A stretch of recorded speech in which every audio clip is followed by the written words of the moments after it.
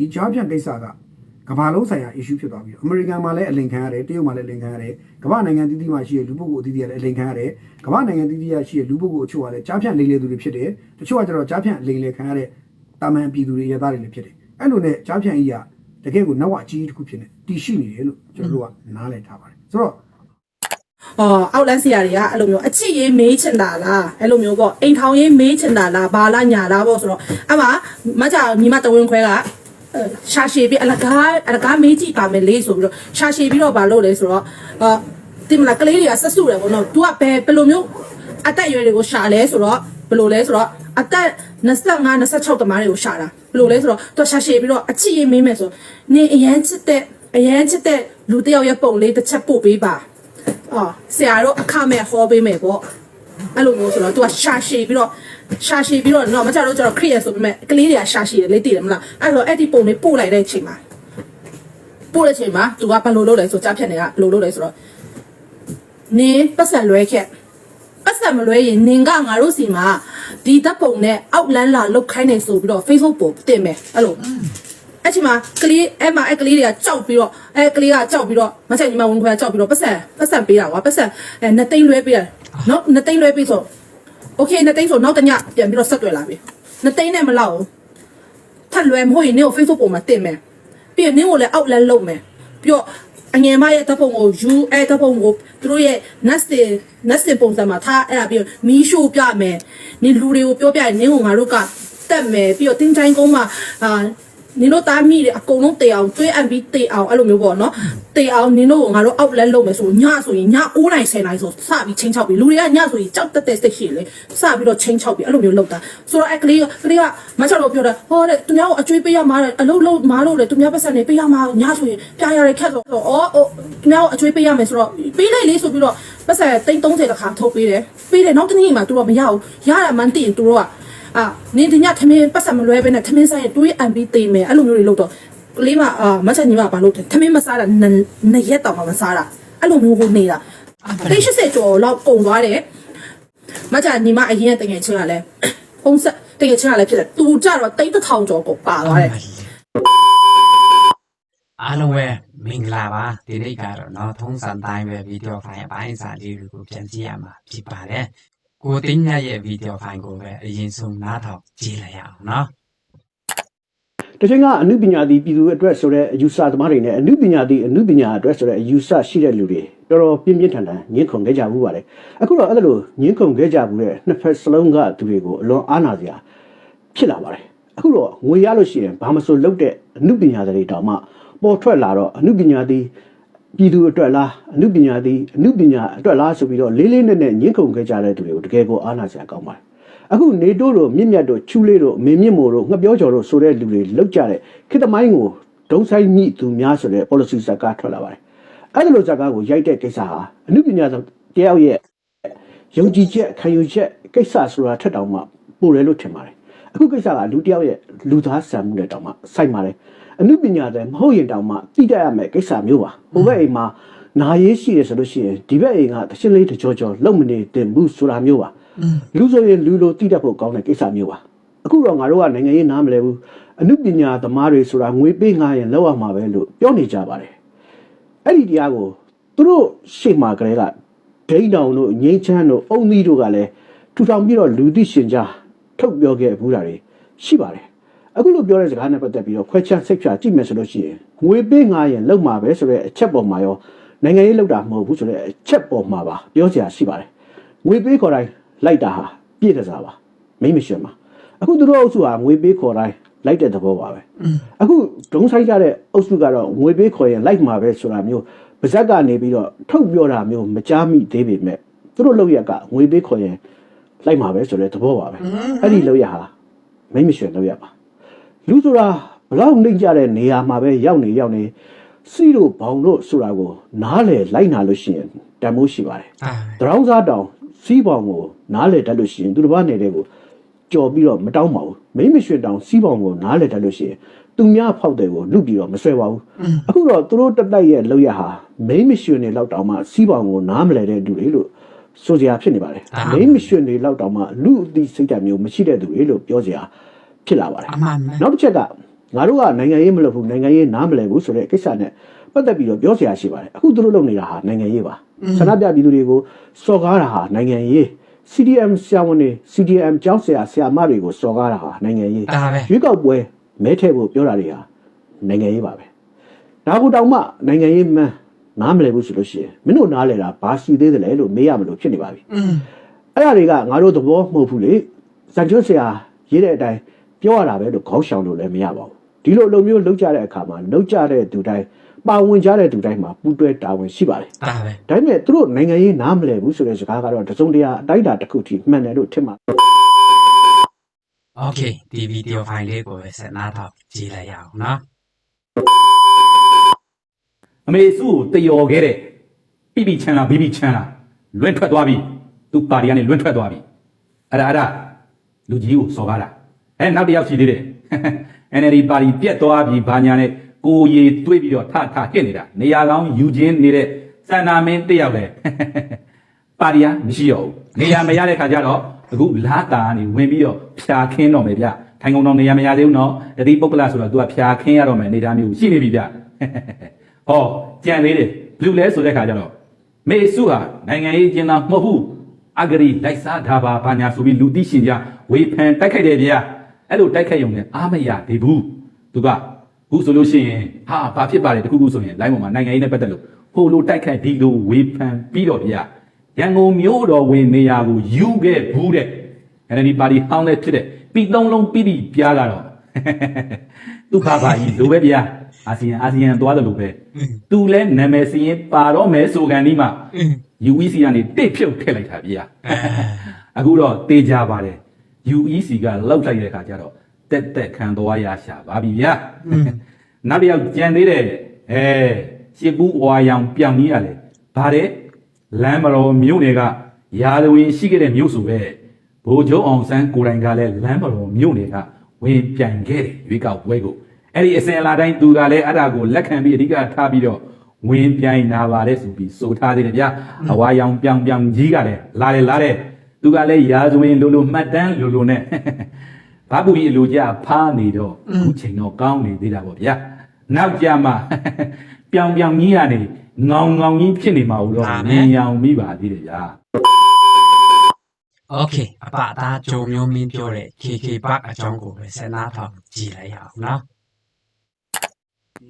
KK ဘတ်ကိစ္စပါ KK ဘတ်ကိစ္စကတော့အခု KK ဘတ်က KK ဘတ်လို့ပဲကျွန်တော်အလွယ်ခေါ်ရတော့မယ်ဘာလို့ဆိုအဲ့ည KK ဘတ်တွေမဟုတ်တော့ဗျာသူက KK ဘတ်ရဲ့တောင်မြောက်လို့ဘာလို့ KK ဘတ်က area ကြီးကကျွန်တော်ခုနကရွှေကုတ်ကူတဲ့၄လောက်ကြီးရလို့တော့ရွှေကုတ်ကူဘက်ကလူတွေကပြောပါတယ်ဆိုတော့တော်တော်ကြီးတယ်ကျွန်တော်တို့မရောက်ဘူးသေးဘူးဒါပေမဲ့တော်လေးကို KK ဘက်ကကြီးပါတယ် KK ဘက်ကဟိုဟာ KK ဘက်ရဲ့9ပုံတစ်ပုံလောက်ပဲရှိတာ AA ဆိုတော့အတိအသေးလေးတစ်ခုရှိဧက100ဟိုကဧက900ဆိုတော့ KK ဘက်ကအခုဘာဖြစ်လဲဆိုတော့ KK ဘက်ထဲမှာရှိတဲ့အဆောက်အဦတွေတော်များတစ်လုံးဖြိုခွဲနေပါတယ်တစ်လုံးဖောက်ခွဲပြီးတော့ဟိုဖြစ်နေတနေ့ကိုနည်းနည်းစီပေါ့နော်တနေ့ကိုတစ်ချိန်လောက်နဲ့မိုင်းခွဲပြီးတော့အဆောက်အဦတွေဖြိုချတာကြီးလုပ်နေပါတယ်အဲ့ဒါနှမျိုးစီတမတော်လုပ်နေတာပါအဲ့တော့တမတော်အဲ့လိုလုပ်နေတာကလည်းရှင်းပြရင်တော့အဲ့ထက်မှာရှိနေတဲ့ဒီထက်မှာရှိနေတဲ့ကြားဖြန့်တွေပေါ့နော်ကြားဖြန့်တွေကိုဘာလုပ်ထားလဲဆိုတော့ကြားဖြန့်တွေကိုသူကအကုန်လုံးအဆုံးမင်းတို့ရှောင်းထုတ်တော့တာမထွက်ရင်တော့မင်းတို့ကတေကိုလိမ့်မယ်ထွက်ဆိုတော့အဲကြားဖြန့်သမားတွေကတော့ထွက်ပြေးကုန်ကြတယ်ထွက်ပြေးကုန်ကြပြီးတော့ညောင်တွေရောက်တယ်မဲဆောက်ရောက်တယ်ဟိုဘက်ကဘန်ကောက်ကိုရောက်လာတဲ့လူတွေရှိတယ်စသဖြင့်ပေါ့နော်အဲ့လိုရောက်တယ်အဲ့တော့ဘုန်းလည်းပြောရင်တော့ဟိုအကုန်လုံးထွက်ပြေးသွားကြပြီ KK ပတ်ကြီးမှာအထက်မှာအခွန်ပဲကျန်တော့တယ်အဲ့တော့ KK ပတ်ကြီးရဲ့တချို့စာအုပ်တွေကိုဘုံခွဲဖျက်ဆီးပြတာမျိုးတွေလုပ်ပြနေတယ်ဒါတွေအကုန်လုံးကနောက်ွယ်မှာ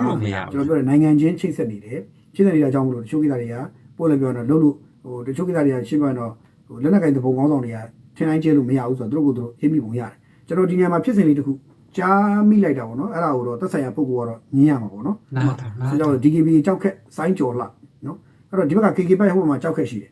ကြောက်ခက်ပြီးဟိုဘက်ကတော့ BOA1 ရဲ့ဖျားသုံးခုမှလည်းတစ်ခုရှိသေးတယ်အဲ့တော့ပြီးခဲ့တဲ့သိမကြသေးခင်ကာလတွင်းမှာဖြစ်ခဲ့တာလေးမကြသေးခင်အဲ့တဲ့ကအပြင်မှာကျေလောင်ထွက်မယ်ဖြစ်ခဲ့တာပေါ့တကယ်ဖြစ်ခဲ့တယ်လို့သိရတယ်အဲ့တော့ရှင်းပြရင်တော့ဟိုတရုတ်ပေါ့နော်ထိုင်းနိုင်ငံဆိုင်ရာတရုတ်တန်တမန်ရာရှိကြီးတယောက်ရဲ့တူတော်တဲ့လူလို့ကြားပါတယ်အဲ့လူတယောက်ကဘာလို့ဆိုတော့ဒီအဲ့လူတယောက်က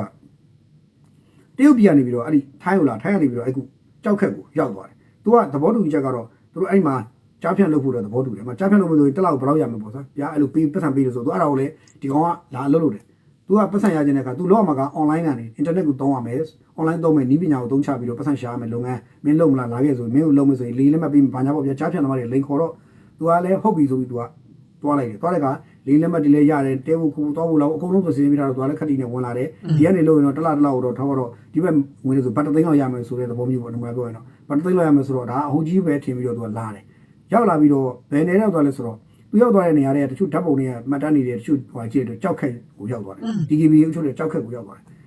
်ကြောက်ခက်ပေါ့နော်ကြောက်ခက်ကိုရောက်သွားတဲ့ခါကျတော့ဒီအဲ့ဒီကောင်လေးကအဲ့မှာကြောက်ခက်မှာအလုပ်လုပ်နေနေတဖြည်းဖြည်းနဲ့သူကပထမပိုင်းမှာတော့သူကစာချုပ်မှာအရာဆိုရင်တော့သူရှက်ပတ်ရှာနိုင်တယ်ပေါ့နောက်ကျသူမရှာနိုင်တော့ခါကျတော့အဲ့ကြားဖြန့်လုပ်တဲ့အုပ်စုတွေကဒီကောင်လေးကိုနှိပ်ဆက်ပေါ့မျိုးစုံနှိပ်ဆက်တယ်နှိပ်ဆက်ပြီးဟိုအုပ်စု A ရှိမယ် B ရှိမယ် A ကိုရောက်လိုက် B ရောက်လိုက်ရှက်ပတ်ပြီးအုပ်စုနဲ့ရောင်းစားပြီးတော့မှဒီကောင်ဟိုရောက်လိုက်ဒီရောက်လိုက်လို့ရင်းနဲ့တော့အပြင်ပေါက်ကရရှောက်လုပ်ခိုင်းဒီလိုနဲ့နောက်ဆုံးသူ့ကို phone လုံးပေးလိုက်ပြီးတော့သူ့မိဘတွေကိုဆက်သွယ်ခိုင်းတယ်မင်းပတ်စံမရှာနိုင်ဆိုရင်တော့မင်းမိဘတွေကိုဆက်သွယ်မင်းမိဘတွေချင်းတွေကပတ်စံမိဘတွေချင်းတွေပတ်စံပြန်တောင်းမင်းပြန်လွတ်ဖို့အတွက်ကိုပြောရင်တော့ပဏ္ဏတန်းပေါ့ပဏ္ဏတန်းပေးရမယ်ဆိုတော့မျိုးပေါ့ပြောပြီးတော့လို့တော့အကောင်လေးကနောက်ဆုံးကျသူ့မိဘတွေဆက်သွယ်သူ့မိဘသူ့အဖေဆိုရင်တေးလူမျိုးပါအောင်ဖြစ်တယ်သူ့သားအကြောင်းကြားတယ်ကတော့ကတွေဖြစ်တယ်လို့ကြားတယ်ဖြစ်ပြီးတော့တိတ်မကြဘူးအဲ့ဒါနဲ့နောက်ဆုံးမဖြစ်ပြအောင်လောက်အောင်လုပ်ပြီးမှဆိုပြီးတော့လောက်ကြကင်ကြညှိကြနိုင်ကြရင်တန်တမာတိုင်းဝိုင်းနဲ့ချိတ်ဆက်ညှိကြရင်နဲ့နောက်ဆုံးမှအဲ့ဒီကောင်လေးက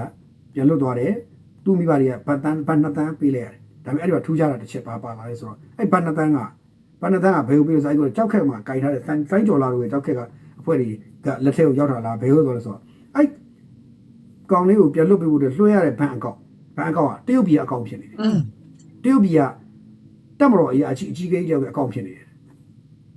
အကြီးကြီးတဲ့အကောင့်ဖြစ်နေတယ်တော်သေးလုံငန်းပါပါရဲ့အကောင့်ဖြစ်တရုတ်ပြည်မှာကြားဖြတ်တဲ့ပတ်သက်ပြုတ်ကုန်တယ်လို့ဘာဖြစ်ကုန်လဲဆိုတော့ဖြစ်နိုင်တယ်ထိုင်းမှာလည်းပြုတ်တယ်ဆိုတော့လည်းဖြစ်နိုင်တယ်အဲဆိုကြားဖြတ်နေမှာပေါင်ပတ်သက်နေတဲ့ဟာတွေကဘာမှကိစ္စတွေမဟုတ်ဘူးကြားဖြတ်ကခင်ဗျားတို့ကျွန်တော်နားလည်အောင်ပြောရင် global ကိစ္စဖြစ်သွားပြီကမ္ဘာကြီးရာကြီးဖြစ်သွားပြီကြားဖြတ်ကကမ္ဘာကြီးရာကိစ္စဖြစ်သွားပြီနိုင်ငံကြီးတစ်ခုနဲ့တစ်ခုကြားမှာထိုးစစ်ဆင်ဖို့အတွက်ပြင်ထားတဲ့ကိစ္စတစ်ခုတော့ဖြစ်နေသလားလို့စဉ်းစားကြကျွန်တော်ဖြစ်နေတယ်ဆိုတော့အဲ့တရုတ်ဗိုလ်ချုပ်တယောက်ရဲ့အကောင့်နဲ့ရောက်သွားတယ်အဲ့ပစာရောက်သွားပြီးတော့အဲ့ပစာသူတို့လွှဲတဲ့အကောင့်တကယ်စစ်လိုက်တဲ့ခါကျတော့ဗိုလ်ချုပ်တယောက်ရဲ့ထိုင်းတရုတ်ဗိုလ်ချုပ်တယောက်ရဲ့အကောင့်ဖြစ်နေတယ်လို့ဂျမ်မီကြားဆိုတော့ဒါပေမဲ့အဲ့ပစာနဲ့အဲ့ဗိုလ်ချုပ်က Bitcoin နဲ့လဲပလိုက်ပြီဆိုတော့ကြားဖြန့်မှာရတဲ့ပစာနေနဲ့ Bitcoin နဲ့ link လုပ်ထားတယ်လို့ဆိုတဲ့ကိစ္စရှိနေတယ်ပြီးတော့ကြားဖြန့်လုပ်နေတဲ့အဲ့ဒီလက်နက်ကိုင်အုပ်စုတွေပေါ့နော်အဲ့ဒီအုပ်စုတွေလက်နက်ကိုင်အုပ်စုတွေရဲ့ပတ်စံတွေတော်တော်များတယ် Bitcoin နဲ့မှာရှိတယ်လို့ကြားတယ်ဆိုတော့ Bitcoin နဲ့ကြားဖြန့်ရတဲ့ငွေတွေက link လုပ်ထားတာဖြစ်နေပြီးတော့အလဲကောင်မှာဒီ Bitcoin နဲ့ကစားနေတဲ့အုပ်စုတွေလည်းရှိနေတယ်အဲ့တော့ကြားဖြန့်ရတဲ့ပတ်စံကို Bitcoin လုပ်ရှင်တဲ့သူတွေနဲ့ဒီကတခြားသောရတဲ့ပတ်စံကို Bitcoin လုပ်ရှင်တဲ့သူတွေကြားမှာဒီ Bitcoin နဲ့လာ join ပြီးတော့မှတခြားမလူလာတဲ့ကိစ္စတွေအများကြီးလုပ်ပြီးတော့ဒီကြားဖြန့်ကိစ္စကကမ္ဘာလုံးဆိုင်ရာ issue ဖြစ်သွားပြီးတော့အမေရိကန်မှာလည်းအလင်ခံရတယ်တရုတ်မှာလည်းအလင်ခံရတယ်ကမ္ဘာနိုင်ငံတီးတီးမှာရှိတဲ့လူပုဂ္ဂိုလ်အသီးသီးကလည်းအလင်ခံရတယ်ကမ္ဘာနိုင်ငံတီးတီးရရှိတဲ့လူပုဂ္ဂိုလ်အချို့ကလည်းကြားဖြန့်လိမ်လည်သူတွေဖြစ်တယ်တချို့ကကျတော့ကြားဖြန့်လိမ်လည်ခံရတဲ့တာမန်ပြည်သူတွေရသားတွေလည်းဖြစ်တယ်အဲ့လိုနဲ့ကြားဖြန့်ကြီးကတကယ်ကိုနောက်ဝအကြီးတစ်ခုဖြစ်နေတည်ရှိနေတယ်လို့ကျွန်တော်တို့ကနားလည်ထားပါတယ်ဆိုတော့အဲ့ဒီကိစ္စအဲ့ကောင်လေးအဲ့တရုတ်ကောင်လေးတော့လွတ်သွားတယ်ဒါပေမဲ့အဲ့ကိစ္စနဲ့တာဝန်ယူဖြေရှင်းရမှာစိုင်းကြော်လာဖြေရှင်းရမယ်ဒါပေမဲ့စိုင်းကြော်လာဖြေရှင်းနိုင်မလားလို့မေးရင်တော့ကျွန်တော်တို့မသိဘူးစိုင်းကြော်လာပဲကိုယ့်ကိုမေးကြကျွန်တော်တို့စိတ်ထဲမှာတော့ဒီစိုင်းကြော်လာရဲ့နေထဲမှာဖြစ်နေစိုင်းကြော်လာတော့သူကတော့သူ့လည်းနေမှာမဟုတ်ဘူးသူ့လက်ထဲမှာမရှိပါဘူးမဟုတ်ပါဘူးသူညင်းခဲ့ပြီမဲ့တကယ်လည်းအဲ့ဒီကောင်လေးရဲ့ရှိတဲ့ဖုန်းနဲ့ဓာတ်ပုံအချို့နဲ့ GPS ကိုလိုက်တဲ့ခါမှာတရုတ်အဲ့ဒီကြောက်ခတ်မှာဖြစ်နေတာတော့တွေ့ရတယ်တရုတ်ကောင်လေးရဲ့အဲ့ဒါဖြစ်နေတာတော့တွေ့ရတယ်အဲ့ဒီသတင်းကိုဘူးမှသတင်းမထုတ်ဘဲနဲ့တို့တတိနဲ့ဖုန်းလိုက်ကြတယ်လို့ကြားပါတယ်အဲ့တော့ဒါကြီးကကြားဖြန့်ကြီးကအစိုးရအာဏာပိုင်ထိပ်ပိုင်းကောင်းဆောင်တွေတရုတ်အစိုးရအာဏာပိုင်တွေထိုင်းအာဏာပိုင်တွေမြန်မာတချို့လေယာတစ်ခုမှာကြားဖြန့်ပေါင်ပတ်သက်မှုတွေကြီးတယ်ပါပါရဲ့ဖရားတော်မှာအဲ့ဒီဒါလေးချမ်းလေးပတ်သက်မှုရှိမှရတယ်ပြီးတော့လက်နက်ကင်သဘုံတွေစီမှာလည်းပတ်သက်နေပုံရတယ်လက်နက်ကင်သဘုံအုပ်စုတွေလက်နက်ကင်သဘုံတွေကတိုင်းပတ်သက်တာပေါ့ဗျာအဲ့ကျန်တဲ့လူတွေကတိုင်းရဖြစ်စီတွဲဖြစ်စီပတ်သက်နေတဲ့ပုံတော့ပေါ်နေတယ်တချို့ကမသိဘဲနဲ့ပတ်သက်မိနေတာလည်းရှိနိုင်တယ်အဲ့တော့ကြားဖြန့်တော်တော်လေးကြောက်စရာကောင်းတဲ့နောက်ဝိုင်းတစ်ခုဖြစ်နေတယ်ဆိုတော့ကြားဖြန့်နေအမေရိကန်လည်းလို့ရှိနေတယ်တရုတ်ကလည်းနှိမ်နှင်းကျင်နေတယ်ထိုင်းကလည်းလုံးဝနှိမ်နှင်းကျင်နေတယ်မြန်မာကလည်းနှိမ်နှင်းပေးနေတယ်ဒါပေမဲ့အဲ့ဒီကြားဖြန့်ကပျောက်ပါမလားလို့မင်းတချို့တွေပြောပါတယ်10စုနှစ်တစ်ခုလောက်ထိဒီကြားဖြန့်ကြီးကပုံစံမျိုးစုံနဲ့ကစားနေဦးမှာတော့ရှိတယ်ကမ္ဘာနိုင်ငံကြီးတွေကြားထဲမှာနိုင်ငံတစ်ခုနဲ့တစ်ခုကြားထဲမှာစူးတစ်ချောင်းပြည့်နဲ့စိုက်ဝင်နေဦးမယ်လို့တချို့ကတော့ခံမှန်းတယ်အဲ့တော့ဒေတာကတော့ကြားဖြန့်ကျွန်တော်တို့ကကြားဖြန့်နဲ့အနည်းဆုံးနောက်ထပ်9နှစ်လောက်ရှင်တွဲနေထိုင်သွားရမယ်သဘောလို့ရှိတယ်ကြားဖြန့်ထင်ရှားပေါ်လာတာကျွန်တော်နိုင်ငံမှာထင်ရှားပေါ်လာတာ3-4နှစ်ပဲရှိပါသေးတယ်တကယ်တော့လူသိထင်ရှားဖြစ်သွားတာ3နှစ်လောက်ပဲရှိပါသေးတယ်။အော်တောင်းနေဖြစ်တာ3နှစ်လောက်ပဲရှိပါသေးတယ်။အဲ့ဒီမတိုင်ခင်နဲ့ကြားဖြန့်ဒီနိုင်ငံနဲ့ဝင်နေပါပြီ။မြန်မာပြည်နဲ့ဝင်နေပါပြီ။အဲ့တော့အဲ့ကြားဖြန့်တွေကတော့ဘယ်ရလာလဲတရုတ်ပြည်ကနေလာတယ်ထိုင်းကနေလာတယ်။ အဓိကတရုတ်နဲ့ထိုင်းကအဓိက key point မှာသူတို့စီလာပါတယ်ထိုင်းကလည်းထူးခြားတာကအခုဒီအခုကြောက်အခုဒီ KK Park လို့ဟောနေရာမျိုးကနေပြီးတော့ထွက်ပြေးတိမ်းရှောင်တဲ့ကြားဖြန့်တွေကအကောင်ကြီးတချို့ထိုင်းကသူတို့ကိုယ်တိုင်တော့မှာပဲရှင်းပြရတော့ထိုင်းရဲတွေအဂရိလုပ်ပြီးတော့ပို့လိုက်ပြီးအဂရိလုပ်ပြီးတော့ဟိုဘန်ကောက်ထဲကတော့ရောက်အောင်တည်သွားကြတယ်လို့ကြားပါတယ်ပြောရရင်တော့ထိုင်းမှာစကားပုံစကားတစ်ခုကြားပါတယ်ထိုင်းဝယ်ပိုင်းမှာဘာလဲဆိုတော့ဟိုဘတ်1000လောက်ပေးလိုက်လို့ရှိရင်တို့ကလက်ဝီကောက်ချီလာတယ်ဘတ်1000လောက်ပေးလိုက်လို့ရှိရင်ခင်ဗျာခါးတွေကညွတ်လာတယ်ဘတ်3သိန်းလောက်လည်းပေးလိုက်လို့တော့တေးကြတယ်ခင်ဗျားကိုနေဆက်ကနေခင်ဗျားတဲမဲ့ဟိုတယ်အထိကိုဝေါ်ရင်နဲ့ထမ်းပို့တဲ့အထိလုပ်ပေးနိုင်တယ်ဆိုလို့တော့ကြားတယ်ဆိုတော့ဒါထူးခြားတဲ့ဟာလေးပါတော်တော်လေးစိတ်ဝင်စားဖို့ကောင်းအဲ့တော့ကြားရတော့အဲ့ဒီ KK Park ကပြေးတဲ့ကြားဖြန့်နေတော်တော်များထိုင်းဘက်ကိုပြေးတဲ့သူတွေကအကြီးပိုင်းတွေပတ်စံချမ်းသာတယ်ပတ်စံသုံးနိုင်တဲ့အုပ်စုတွေဖြစ်ပြီးတော့မြောက်ဒီမှာတောင်တင်နေတဲ့အုပ်စုကတော့တောင်တင်တဲ့အုပ်စုကတော့တာမန်အုပ်စုပေါ့အဲ့လိုပဲမဲဆောက်မှာတွားပြီးနေနေတဲ့အုပ်စုကလည်းတာမန်အုပ်စုပါဒါပေမဲ့ဘန်ကောက်ထိရောက်တဲ့အုပ်စုကတော့တကယ်ကို ဆရာကြီး ပတ်စံချမ်းသာတဲ့အုပ်စု key player တွေပေါ့အဲ့ player တွေကိုလုံးလည်းသက်ဆိုင်ရာလက်နက်ကင်တဲ့ပုံတွေကအကာအကွယ်ဆောက်ရှောက်တွေပေးထားကြတယ်အဖွဲ့အစည်းတွေဖွဲ့စည်းလိုက်ပေါ့ဘယ်အဖွဲ့တွေပါနေလဲဆိုတော့အဲ့သက်ဆိုင်ရာပါကာယကရှင်ဖွဲ့တွေကကိုယ့်ကိုသိကြပါတယ်ပြီးတော့ကြားဖြန့်နဲ့ရတဲ့မွေရလေတောက်လေ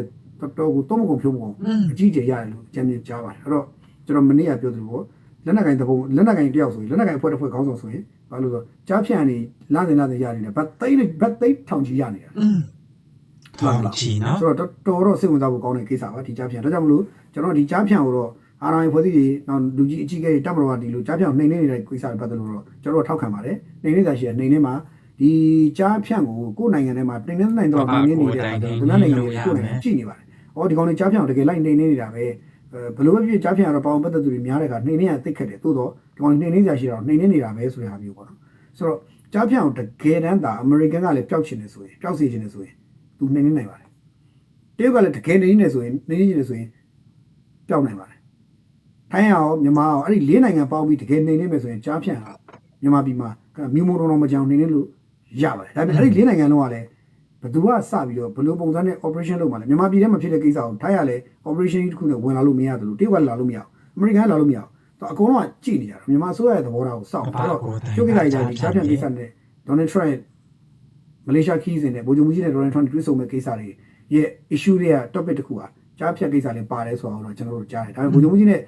Donald Trump နဲ့မတွေ့လိုက်ရခြင်းအကြောင်းရင်းတွေနောက်ကမှလည်းဒီတချို့ issue လေးတွေအဆင်မပြေဖြစ်နေသေးတဲ့ပုံပေါ်တယ်ဒါကြောင့်မို့ဒီဘက်ကလွတ်ဆက်ချက်လုပ်နေလို့ကျွန်တော်တို့ခံမှန်းကြည့်နေတာဒါကျွန်တော်ခံမှန်းချက်ပါဆိုတော့စိတ်ဝင်စားဖို့တော့ကောင်းတယ်ဒီကြားဖြန့်တဲ့အတူကမ္ဘာနိုင်ငံရေးကြီးတွေရောဒီနိုင်ငံသီးသီးကသူတို့ရဲ့အစိုးရတွေရဲ့ဆက်တည်ရှိခြင်းပြုတ်ကြခြင်းတွေရောချိတ်ဆက်နေတယ်တော့တွေ့ရတယ်ပြီးရင်အဲ့နိုင်ငံသီးသီးကအာဂရိလိုက်စားတဲ့ပုံကိုအချို့အာနာမန်အချို့တွေနဲ့ချိတ်ဆက်နေရလဲတော့တွေ့ရတယ်ဆိုတော့ကြားဖြန့်ရဲ့နောက်ကွယ်မှာရုပ်နေတဲ့နိုင်ငံကြီးဘယ်တော့ကြီးနေလဲပေါ့ဟိုကမ်ဘောဒီးယားဆိုလို့ရှိရင်တယောက်ကျွန်တော်နာမည်တော်မေ့နေအဲ့တယောက်ကမ်ဘောဒီးယားမှာဆိုတယောက်ကတကယ်ကိုနာမည်ကြီးနေပြီအဲ့တယောက်ကတော်တော်နာမည်ကြီးနေပြီအဲ့တယောက်ဆိုရင်အခုသူ့မှာ Bitcoin တွေကိုအများကြီးပဲသိမ်းလာတယ်အဲ့ဒီလူကကြားဖြန့်နဲ့ပတ်သက်တယ်လို့ဟိုကောက်ချက်ဆွဲစရာဖြစ်လာတယ်အဲ့လူတွေအခုတော်တော်လေးတော့ဟိုနောက်ကသူ့နောက်ကိုတော်တော်များများမီဒီယာလိုက်တာခံရပါပြီဆိုတော့တော်တော်စိတ်ဝင်စားဖို့ကောင်းတယ်ကြားဖြန့်တော့မှာအဲ့တော့ကြားဖြန့်နေနဲ့ပတ်သက်ရင်တော့ကျွန်တော်တို့နိုင်ငံကအာဏာပိုင်ဖွဲ့စည်းအနေနဲ့အာဏာပိုင်ဖွဲ့စည်းအနေနဲ့ရောလက်နက်ကင်နေမြေဒေသအသီးသီးမှာရှိလက်နက်ကင်ဖွဲ့စည်းနေရောရေတူမှာမြင်ရတဲ့ပတ်စံပေးထားတဲ့အပုံလိုက်ကြီးကိုမမြင်ပါနဲ့အဲ့ပတ်စံပုံကြီးရဲ့နောက်မှာလက်ထိပ်တွေစောင့်နေတယ်ခင်ဗျာ ပပကိုပြောတာ အဲ့ပတ်စံပုံကြီးခင်ဗျားတို့လာပေးမဲ့ပတ်စံအပုံကြီးရဲ့နောက်မှာလက်ထိပ်ကလေးတွေလည်းစောင့်နေတယ်ပြီးရင်သေတံလေးတွေလည်းစောင့်နေတယ်ဆိုတော့မမေ့ကြဘူးအာနာပိုင်ကောင်းဆောင်တာဝန်ရှိသူတွေအဖွဲ့အစည်းတွေမတော်တဆများငါပေးတယ်လူသားပါတယ်ထင်ပြီးယူလိုက်မိရင်နောက်မှာလက်ထိပ်လေးတွေစောင့်နေတယ်နောက်မှာသေတံကစောင့်နေတယ်နော်ထောင်ကစောင့်နေတယ်ဆိုတော့လည်းမမေ့ဘူးဘာလို့ဆိုဂျားညက်ပြီးတော့ဘယ်နေရာမှာဘာဖြစ်မှမသိဖြစ်သွားနိုင်ပါတယ်ဒါကြောင့်လက်နက်ကင်ထားတဲ့သူတွေနောက်အုပ်ချုပ်ရေးအာဏာပိုင်ပုဂ္ဂိုလ်တွေလက်နက်ကင်အုပ်စုတွေပေါ့နော်အဲ့ဒီအုပ်စုတွေအကုန်လုံးက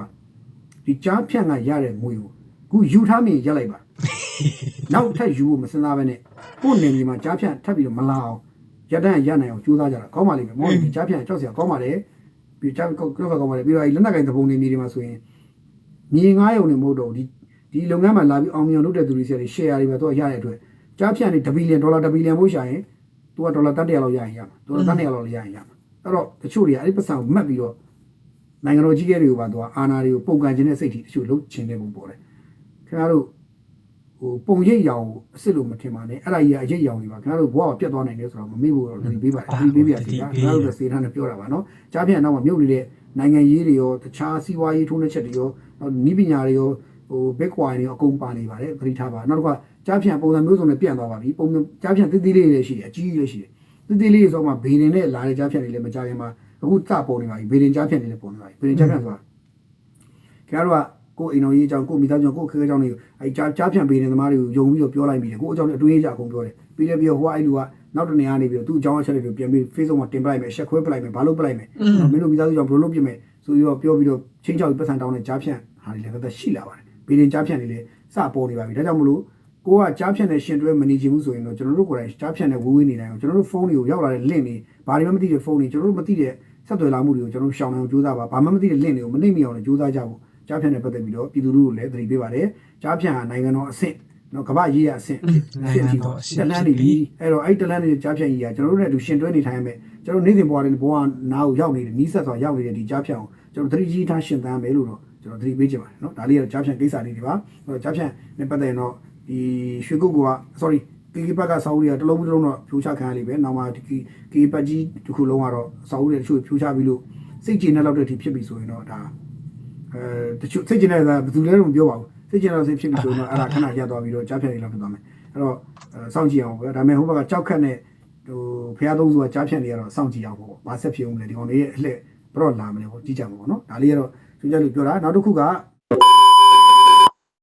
Okay ဒီညီမပြောတဲ့အကြားဖြန့်တာအကြောင်းကိုလည်းစနားထောင်ကြည့်လိုက်အောင်နော် အခုကအောက်လန်းဆရာဟန်ဆောင်ပြီးတော့ကြားဖြတ်သမားတွေအရမ်းများတယ်ပေါ့နော်ဆိုတော့လက်တလောမကြညီမဝင်းခွဲဖြစ်သွားတဲ့ကိစ္စရောမကြပြောပြမယ်ဘယ်လိုဖြစ်လဲဆိုတော့ तू ကဒီ TikTok ကနေ तू က link တွေချတယ်တချို့က Viber ပေါ့နော် Viber ကနေ link တွေချတယ်ပြီးရင်ဒီ WhatsApp ကနေ link တွေချတယ်အဲ့မှာ link မှာနှိပ်ကြည့်လိုက်တော့အောက်လန်းဆရာတွေကအဲ့လိုမျိုးအချစ်ရေးမေးချင်တာလားအဲ့လိုမျိုးပေါ့အိမ်ထောင်ရေးမေးချင်တာလားဘာလားညာလားပေါ့ဆိုတော့အဲ့မှာမကြညီမတဝင်းခွဲကရှာရှည်ပြီးအလကားမေးကြည့်ပါမယ်လေးဆိုပြီးတော့ရှာရှည်ပြီးတော့ဗာလို့လဲဆိုတော့တင်မလားကလေးတွေကဆက်စုတယ်ပေါ့နော် तू ကဘယ်လိုမျိုးအသက်အရွယ်တွေကိုရှာလဲဆိုတော့ဘယ်လိုလဲဆိုတော့အသက်25 26တမားတွေကိုရှာတာဘယ်လိုလဲဆိုတော့ तू ရှာရှည်ပြီးတော့အချစ်ရေးမေးမယ်ဆိုနေအရန်ချစ်တဲ့လူတစ်ယောက်ရဲ့ပုံလေးတစ်ချက်ပို့ပေးပါဆရာတို့အခမဲ့ဟောပေးမယ်ပေါ့အဲ့လိုမျိုးဆိုတော့ तू ကရှာရှည်ပြီးတော့တော့မကြတော့ကျတော့ခရီးရဆိုပေမဲ့ကလေးတွေကရှာရှည်တယ်လေတည်တယ်မလားအဲ့တော့အဲ့ဒီပုံလေးပို့လိုက်တဲ့အချိန်မှာ သူကဘယ်လိုလုပ်လဲဆိုကြားဖြတ်နေတာဘယ်လိုလုပ်လဲဆိုတော့နင်းပတ်စံလွဲခဲ့ပတ်စံမလွဲရင်နင်ကငါတို့စီမှာဒီတပ်ပုံနဲ့အောက်လန်းလာလုတ်ခိုင်းနေဆိုပြီးတော့ Facebook ပေါ်တင်မယ်အဲ့လိုအဲ့ချိန်မှာကလေးအဲ့မှာအဲ့ကလေးတွေကကြောက်ပြီးတော့အဲ့ကလေးကကြောက်ပြီးတော့မဆိုင်ညီမဝန်ခွဲကြောက်ပြီးတော့ပတ်စံပေးတာကွာပတ်စံနှစ်သိန်းလွဲပေးတာနော်နှစ်သိန်းလွဲပေးဆိုโอเคနှစ်သိန်းဆိုနောက်တညပြန်ပြီးတော့ဆက်တွေ့လာပြီနှစ်သိန်းနဲ့မလောက်ဘူးထပ်လွဲမဟုတ်ရင်နင်းကို Facebook ပေါ်မှာတင်မယ်ပြီးရင်နင်းကိုလည်းအောက်လန်းလုပ်မယ်ပြီးတော့အငယ်မရဲ့တပ်ပုံကိုယူအဲ့တပ်ပုံကိုသူတို့ရဲ့ next ပုံစံမှာထားအဲ့ဒါပြီးမီးရှို့ပြမယ်နင်လူတွေကိုပြောပြရင်နင်းကိုငါတို့ကတက်မယ်ပြီးတော့တင်းချိုင်းကုန်းမှာနင်တို့သားမိတွေအကုန်လုံးတေအောင်ကျွေးအပ်ပြီးတေအောင်အဲ့လိုမျိုးပေါ့နော်တေအောင်နင်တို့ကိုငါတို့အောက်လန်းလုပ်မယ်ဆိုညဆိုရင်ည9နိုင်10နိုင်ဆိုစပြီးချင်းချောက်ပြီးလူတွေကညဆိုရင်ကြောက်တက်စိတ်ရှိလေစပြီးတော့ချင်းချောက်ပြီးအဲ့လိုမျိုးလုပ်တာဆိုတော့အဲ့ကလေးကမချောက်တော့ပြောတာဟောတဲ့သူများကိုအကျွေးပေးရမှာအလုပ်လုပ်မားလို့လေသူများပတ်စံနေပေးရမှာညဆိုရင်ပြားရတဲ့ခက်ဆိုသူများကိုအကျွေးပေးရမယ်ဆိုတော့ပေးလိုက်လေဆိုပြီးတော့ပတ်စံ30တခါထုတ်ပေးတယ်နောက်တစ်နေ့မှသူတို့မရဘူးရတာမှန်းသိရင်သူတို့ကနင်းဒီညထမင်းပတ်စံမလွဲပဲနဲ့ထမင်းဆိုင်ရင်တွေးအံပြီးသေးမယ်အဲ့လိုမျိုးတွေလုပ်တော့ကလေးမမချညီမဘာလုပ်တယ်ထမင်းမစားတာနှစ်ရက်တောင်မှမစားတာအဲ့လိုမျိုးကိုနေတာသူကြောက်သွားတာလေပြီးတော့နင်ကငါတို့ကိုဒီပုံနဲ့အောက်လန်းလုတ်ခိုင်းနေဆိုရင်လိုင်းပေါ်မှာတင်မယ်အဲ့လိုမျိုးလုပ်တော့ကြောက်ပြီလေ तू က तू ကြိုက်တဲ့ကောင်လေးပုံလို့ဘာလို့တပိတ်မိတယ်ထင်တာပေါ့ရှာရှည်ပြီးတော့ तू လည်းရှာရှည်ညံမရေမမီပဲနဲ့အဲ့လိုမျိုးနဲ့လုပ်ပြီးတော့ကြားဖြတ်နေပတ်စံတောင်းတယ်စုပေါင်း380ကျော်380ကျော်လောက်ကုန်သွားတယ်ကုန်သွားတဲ့အချိန်မှာအဲ့လိုမှအစမပြေတော့နေဖုန်းပေးလို့ပြောဆိုမလုပ်ပါနဲ့တဲ့တောင်းမှန်ပါနဲ့တဲ့အငယ်မအုံနောက်ဖုန်းစားခံရတာပေါ့ကြားချက်နဲ့ရမ်းလဲမလုပ်ပါနဲ့တဲ့ဆိုတော့ဖုန်းတော့ပြီးတော့ဖုန်းဆက်လိုက်တာနေဘယ်သူလဲလို့ဆိုတော့ဆေးရတဲ့ဘယ်ကအောက်တန်းစားဆေးရလဲလို့နေကငါတို့ငါညီမပတ်စံနေနေကပါကောင်းဆိုအေးတဲ့နင်တို့မိသားစုတွေတတိထားတယ်ငါပြာဖြတ်အောင်မိရှုပ်မှာနင်စောက်ပြောလိုက်တော့တော့နင်စောက်ယူပုံစံနဲ့ငါတို့လာဖတယ်နင်တို့ကြားဖြတ်မလားလို့ဆိုတော့လာဆိုပြီးတော့ဖုန်းဆက်ပြီးတော့စတဲတဲ့ချိန်မှာနောက်တနေ့ကလေသူကလုံးဝကိုမဆက်တွေ့တော့ဒါပေမဲ့သူ့ကိုဖုန်းဆက်တဲ့ချိန်မှာအဲ့ဒီ KB နံပါတ်ကိုဖုန်းဆက်တဲ့ချိန်မှာပြုံးလွင်ကားလို့ပြောတယ်အဲ့ဒီဖုန်းနံပါတ်သူကပြုံးလွင်ကားတဲ့သူဒီဖုန်းနံပါတ်ပြုံးလွင်ကားတဲ့အဲ့ဒါနဲ့နာမည်ပါလေနာမည်တော့တိတယ်ဒါပေမဲ့လူကတော့မတိဘူးနာမည်ကတော့သူ့ကိုပါတယ်မဲကြီးလို့ခေါ်တယ်နော်မဲကြီးလို့ခေါ်တယ်တဲ့အဲ့ဒီဖုန်းနံပါတ်ရဲ့ပိုင်ရှင်ကားဆိုတော့အဲ့လိုမျိုးအခုအဲ့ဒါနဲ့အဲ့ဒီကိစ္စပြီးတော့နေတဲ့ချိန်မှာမကြညီမအရင်တကယ်ချင်းကလည်းဖုန်းဆက် တကယ်ချင်းကလည်းဖြစ်တယ်သူကြတော့တိတ်တစ်ထောင်ကျော်ကိုပါသွားတယ်သူကြတော့နည်းနည်းအောက်လန်းနေနည်းနည်းအယုံကြည်ရှိတဲ့ကလေးထင်တယ်အဲ့ဒါဆိုတော့ तू ကကြောက်လို့ထင်တယ်သူ့အမေကိုကြတော့ဘန်ကောက်မှာရဲတွေဖမ်းခံရတယ်ပတ်စံ300 400နဲ့ရွေးရမယ်ဆိုပြီးတော့အဲ့လိုမျိုးတွေလိန်ပြီးပြီးတော့သူလည်းရှာရှည်ပြီးတော့ဒီသူတို့ပို့တဲ့ link မှာဝင်ကြည့်ပြီးတော့အချစ်အေးတမေးရထင်တယ်အဲ့မှာမေးတဲ့အချိန်မှာသူတို့ကနင်တို့ငါတို့အောက်လက်နဲ့လောက်ထားညဆိုရင်တော့မကြအဲ့ဒီပုံတွေပို့တင်ပေးချင်တာကွာဘန်းခံရမှာဆိုလို့ကွာဘန်းခံရမှာဆိုလို့ညဆိုရင်အဲ့ဒီမှာဟိုဟာဒီမချညီမရဲ့မျက်နှာနဲ့အယုံမှာမီးတွေထုံးပြီးတော့အတ်တွေစိုက်အဲ့လိုမျိုးပုံတွေပို့တယ်ညဆိုရင်6တော့ကလေးကအဲ့ဆိုပတ်ဆက်ရတလူတောင်း80ကျော်အုံတော့ရှိဘူးเนาะအဲ့ကြောင့်မို့လေဟို link ဒီ link တွေရှော့မှုဝင်နေเนาะပြီးတော့အောက်လက်ဆရာပုံစံနဲ့သူတို့ကဆရာပါမင်းတင်ခဘာညာပေါ့အဲ့လိုမျိုးတင်တယ်ပြီးတော့ TikTok မှာကွာနင်တို့အောက်ဟိုပါပေါ့လိုက်လွင်ဆရာရဲ့ရုပ်ပုံတွေကမတွေ့ဘူးလိုက်လွင်တာလေသိမလားလိုက်လွင်ပြီးအောက်လန်းပုံစံကွာညီတို့ချစ်တဲ့လူနာမည်ပြီးအဲ့မှာတွားရှော့မမှန်နဲ့အဲ့ဒါကြားဖြတ်နေနော်မျက်နှာတေချာဒီလိုမျိုးမျက်နှာမြင်ပြီးတော့ဟောတဲ့ဆရာလေးဆိုတော့ယုံTikTok မှာမကျတော့လိုက်တဲ့အချိန်မှာသူတို့ကမျက်နှာလည်းမပါဘဲနဲ့လိုက်လွင်တာလေသိလားမျက်နှာပဲမပါဘဲနဲ့လိုက်လွင်အဲ့ဒီအောက်လန်းဆရာလေးဆိုမှာကိုကအချစ်ရဲ့အိမ်ထောင်ရဲ့အဲ့တပ်ပုံတွေတပ်ပေးအဲ့တပ်ပုံမချညီမကိုဆိုဘယ်လိုလုပ်ဆိုတော့မချညီမရဲ့ profile တွေကိုဝင်ကြည့်ထားပြီးတော့ဟုတ်ကွာအဲ့ဒီညီမရဲ့မိသားစုမချအတော်တို့မိသားစုရဲ့ပုံကိုဖြောင်းတိုင်မီးရှို့မယ်အဲ့လိုမျိုးညတကောင်ဆိုရင်6ကလေးအမစိတ်တစားတွေဖြစ်အဲ့လိုမျိုးကွာပြီးတော့ तू ကလည်းသူချစ်တဲ့လူတွေကပုံပို့ထားဘူးလေဆိုတော့အောက်လည်းမဟုတ်ဘူးအောက်လည်းလောက်ခိုင်းတာမဟုတ်ဘူးအချစ်ရေးစင်တေးချင်းလည်း今年来进坡，我说人干什么了？莫话来在弄，你个孬，不弄俺弄吧？在苦皮莫话诶，个青萝卜那标标来了。我们那个对诈骗的泡沙段，哎嘞，马家你妈哎爷定嘅錢啊，頂得頭咗，အခုလိုက်ထားပြီးကမ္ဘောဇဘန်တွေအကုန်လုံးပိတ်ထားပြီး KB ကနေပိတ်ထားပြီးလိုက်ထားတယ်မချတော့လိုက်တဲ့အချိန်မှာ तू ကမဲကြီးလို့ခေါ်တယ် तू ကပြုံးဝင်ကဒါပေမဲ့ तू ကကားလန်းဆွဲစားတယ်နာမည်တော့မပြောချင်ဘူးကားလန်းဆွဲစားတယ်အဲ့မှာဒါပေမဲ့ तू ကတော့အဲ့မှာအတီလောက်တာဖို့တွားလိုက်လာလိုက်လုပ်တယ်အဲ့ဒီဖုန်းနံပါတ်ကအဲ့မှာ380ကျော်ပါသွားတယ်ဆိုတော့အခုကအောက်လန်းကြားဖြတ်သမားတွေအရင်များတယ်ချင်းချုပ်လိုက်ရင်တော့ဆဲတာပြန်ဆဲပေးလိုက်တိလားမချတော့ဆဲတာပြန်ဆိုမချညီမရဲ့တငယ်ချင်းကိုလည်းမချတော့ဖုန်းသူ့ကိုချင်းချုပ်တဲ့ကောင်ကလည်းအတန်ကတူနေတယ်ဆဲဆုပ်တလာတာကြားဖြတ်နေတတိထားပါသူတို့အောက်လန်းဆရာလိုဘေးတင်ဆရာလိုလာတယ်ဘေးတင်မေးချင်တယ်ဟုတ်တယ်ကိုကလိုက်လွင့်ပြီးတော့လုံးဝနာမည်အထိုင်ဆိုင်ခန်းရှိတဲ့ဥစ္စာအဲ့ဒီ TikTok မှာလိုက်လွင့်ထားတာတို့ဘာတို့လိုက်လွင့်ပြီးတော့ရုပ်ကံတီဆရာကလုတ်ပေးမယ်ဘာဖြစ်တယ်ညာဖြစ်နင်းကငါတို့နင်းတပ်ပုံနဲ့ငါတို့မီးရှို့ပြမယ်နော်အဲ့ဒါဟိုပါနော်ဗါလေကြားဖြတ်နေနော်အောက်လန်းဆရာပုံစံဖမ်းပြီးတော့အဲ့လိုမျိုးလူတွေကိုပတ်စံလိုက်ညက်နေတယ်နော်အဲ့ကြောင့်မို့ကလေးငယ်တွေဒီအသက်20ကျော်ပါတွေဆိုရင်တတိထားပါမကြပြောချင်တယ်ဒီ link တွေပါတယ်ဝင်လိုက်ဆိုရင်ဘေးဒီမေးမလားအချစ်ရေးမေးမလားလုံးဝဟိုဟာမဖြစ်နဲ့နော်မကြောက်နဲ့ block တာ block လိုက်စိတ်ကိုဝင်စားနေအဲ့ဒါကြားဖြတ်နေပတ်စံအများကြီးမကြောက်ညီမဆိုရင်တလလောက်ခံစားနေရတယ်သူတလတော့တင်းမှာနောက်ဆုံးတစ်ချိန်မနေ့ကလို့မချတိမယ်ဆိုရင်ဒီနေ့လို့မှာမချပွဲချမ်းပြီးတော့လူတဲ့ချိန်မှာဒီနေ့လို့မှာသူက350ကျော်လွဲပြီးပြီအဲ့ချားထဲမှာလည်း3ပေးအိုးပြီးရတလလောက်သူလူလဲကျုံကြသွားတယ်စိတ်ညစ်ညဆိုသူ့ချီနေပါလောက်ထားတယ်နေသူများပတ်စံလင်းစားထားတာအဲ့လိုမျိုးထင်တာမဟုတ်ဘူးကြားဖြတ်မိတာအဲ့ဖုန်းဆွဲမလို့ပါနဲ့ငါ့ကိုလည်းဒီညတွေးဖောက်ခိုင်းလို့ပြောတွေးဖောက်ရမယ်အဲ့လိုမျိုးအုံနောက်ဖောက်စားသွားအဲ့ကြောင့်တတိထားပါအောက်လန်းပုံစံနဲ့ကြားဖြတ်အရန်များနေပါတယ်ကိုလာချင်းချောက်ဆဲလို့ပေးလိုက်အဖုန်းစက်တက်ဆဲလို့ထိုင်းဘန်ကရှိရနော်သူတို့စီမှာမြန်မာဘန်ကရှိတယ်သူတို့နေဆက်မှာနေတဲ့ကောင်တွေဟုတ်မှာတိလားအဲ့ကြောင့်မို့တတိထားပါထိုင်းဘန်ကတ်တွေနည်းရတယ်ထိုင်းဘန်ကတ်ကျတော့ပတ်စံပြန်လိုက်လို့ရတယ်ပေါ့နော်မြန်မာကနည်းနည်းခက်တယ်ပေါ့နော် KB ဒါပေမဲ့ live အရန်စုံစမ်းရင်တော့ရတယ်နော်ဆိုတော့တတိထားကြပါနော်ဆိုတော့ကလေးလေးတွေအမျိုး link တွေလူကြီးတွေလည်းတွားမှုဝင်မိစိတ်နဲ့အောက်လန်းဆရာပုံစံနဲ့ကြားဖြစ်နေအရင်များပါတယ်ဒါမှမဟုတ်တတိပေးချင်းဖြစ်ပါတယ်နော်အားလုံးပဲကျေးဇူးတင်ပါတယ်ရှင်ဗီဒီယိုဖိုင်ကိုအဆုံးထိကြည့်ပေးတဲ့အတွက်ကြောင့်ကျေးဇူးတင်တယ်တခုခုတော့ရရှိမလို့မျှော်လင့်နေနော်